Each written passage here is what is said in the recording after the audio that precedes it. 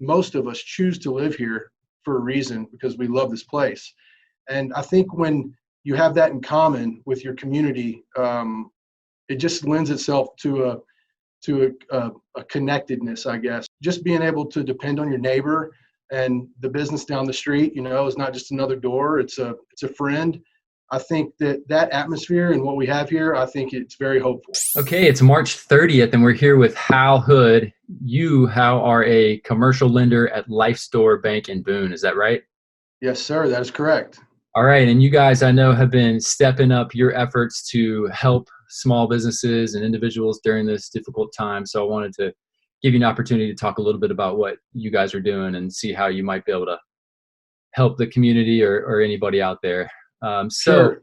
Yeah, if you don't mind, just kind of let us know. I guess, first of all, I'm assuming you've heard from different businesses and people out there that are starting to struggle as a result of this. What kind of things are you hearing? We are hearing a lot from our clients and people that we deal with. The majority is just based on uncertainty. People are, for instance, the restaurant business, their business has changed literally in the last 2 or 3 weeks, where you depend on customers to come in, sit down at your tables and dine in. And that dynamic has changed literally overnight, almost, in the last 2 or 3 weeks. Are you hopeful that we can get through this as a community, as a business community? What's your thoughts on it? I'm very hopeful. Being a native of Boone and then moving away for a while and coming back to Boone, it gives you an interesting perspective about how special our community is. And I've given some thought to that. I think a lot of it centers around how much the people who do live here love where they live. I think we all, to a certain extent, most of us choose to live here for a reason, because we love this place. And I think when you have that in common with your community, it just lends itself to a connectedness, I guess, for lack of a better word. And so that being said, I think just being able to depend on your neighbor and the business down the street, is not just another door, it's a friend. I think that atmosphere and what we have here, I think it's very hopeful. And I think that there are some silver linings, I think, that as a business, you can find through this experience and use moving forward. So what do you see as the silver linings in this? Well, I think, in a situation like we have here, where you're forced to become operationally more efficient or to get creative in generating revenue, I think when you're forced into that space, you can then, once we move past this, take the lessons that you learned and even some of the practices that you found, and I think you can apply those moving forward and ultimately make your business better. Specifically speaking, with the example with reducing your menu, I think if you're not ever forced to go into that place as a business, then you probably don't go there. But what you might find is you can then use that tool down the road for maybe your slower periods in the week, and you can maximize your efficiency, kind of looking at weeks on a micro level, from a micro standpoint. And so I think little things like that, when you're forced into figuring out what's truly important and how to maximize efficiency, that you can use those tools moving forward. Yeah, I think you're right. I think adversity requires creativity. And absolutely. Yeah, and every time you get creative and problem solve, that opens up a whole door of opportunities and new ways of doing things. So agreed. Definitely agree with you on that one.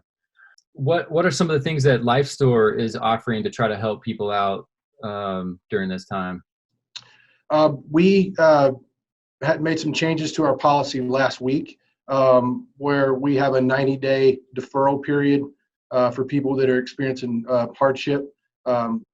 Clients that we currently have, where essentially you can defer your loan payments for up to 90 days. And that's a very easy application process, minimal amount of paperwork, and we can push that through pretty quickly. It also seems like there's a few creative ideas that you guys have outside of just straight financing that you're trying to counsel people with, and just some ideas that you have that you've been working on? What are some of those that might be of interest to folks? So we were talking as a group last week and came up with some ideas for the hospitality industry that has been hit pretty hard here and everywhere.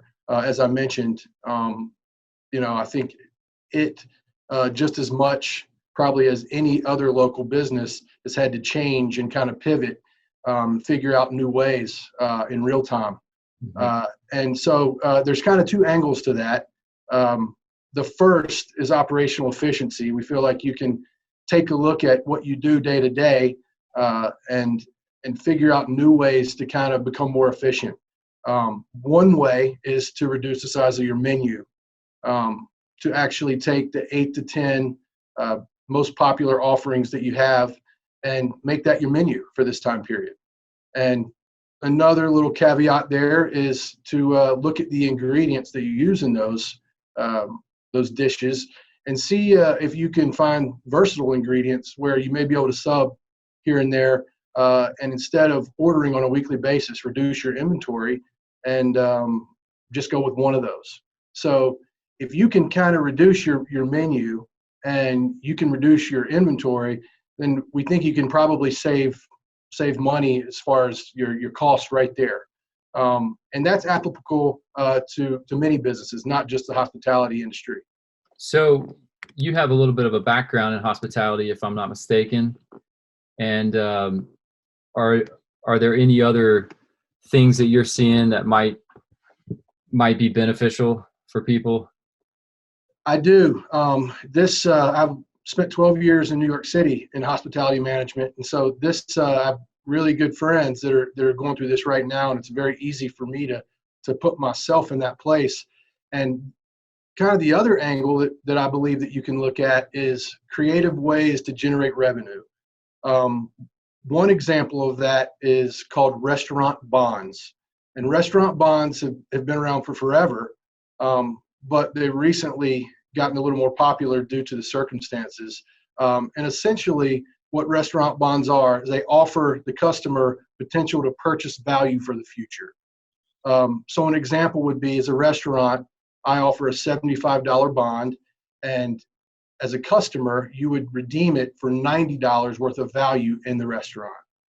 Now, the key to that is the redemption date should be when dine-in business resumes, and that gives you two benefits. The first, you generate revenue today, which is super important right now, and then the second is you generate traffic once dine-in business opens back up and normal business resumes, and that's always a good thing. Yeah, that's a super interesting idea. Is this something that you came across in New York, or I'm just kind of curious? I've never heard of that before. Where did that come from? I'll tell you, I have a lot of experience. We used to use it in New York. Generally speaking, I think it's pretty much everywhere. The months of January and February in hospitality are slower. You just don't have as much business after the holiday season. So we would use restaurant bonds in January and February, and we would sell them then, and then have the redemption date or the maturity date after St. Patrick's Day, which is March 17th, when business tends to be a little bit busier. So you get some revenue in the slower months, and then generate that traffic later when you already have a lot of business coming through the door. Yeah.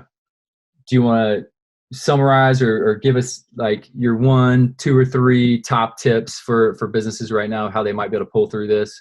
Sure. I think one of the most important things to any business, one of the most important aspects to any business, regardless of the environment that you may be in, is the ability to effectively prioritize. And there's a whole lot of things that are important, but I think that if you look at the successful business owners and managers, they can effectively prioritize, and not only prioritize, but adjust their priorities based on the current environment. So, I think that if you can focus on your adjusted priorities and keep those in the forefront, then some of the other decisions underneath become a little bit more clear, and they become a little bit more apparent and even manageable. So I guess I would just say to prioritize, and then ultimately to just embrace the community, stay connected, support each other. kind of goes back to being hopeful. But I believe there's no doubt about it that this community is resilient. We have a lot of resources, and the biggest resources is its people. So at the end of the day, I think we'll come out fine. That's great. Well, thanks for your optimism and your hope, and for what you guys are doing there to reach out and try to help folks. So thanks thanks for coming on, Hal. And thank you for having me. I appreciate it. Yeah, stay safe, stay healthy. All right, good deal. Thanks, Matt.